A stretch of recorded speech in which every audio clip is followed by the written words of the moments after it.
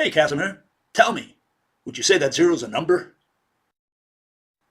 Well, isn't a number like a 5 a representation of how many times you shook your hand to count apples or minutes? So how many times do you shake your hand to count 0 apples? Exactly. So what if I told you that the word number is not a noun, that it's a verb? Think about it. You move your hand up and down to count how many books you have in the stack. You're not adding units, you're counting. You assign a symbol known as a number when you stop moving your hand. This symbol is different than the one you assign to another count. Number means to count.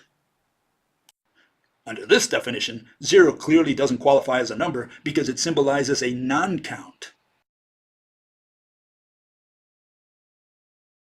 Decimals and fractions. Well, just look at the context. We're talking about the definition of the word number. Decimals and fractions, as well as negative, square root, division, and powers, are operations. They all require two numbers. A fraction is a ratio between two numbers.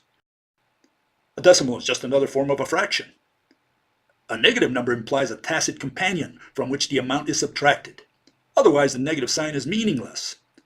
Not so with natural or counting numbers. There's no operational positive sign preceding them. A division has a number on the top and another at the bottom. Powers are numbers that are elevated to the number known as the exponent, and so on. You must define the word number before you use one of them in an operation with another.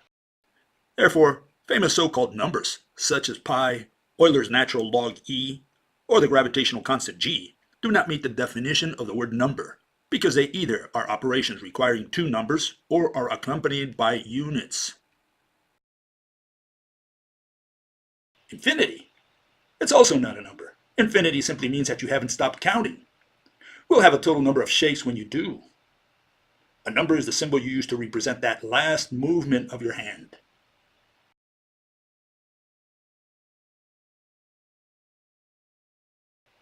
You count with your feet? What do you mean you count with your feet?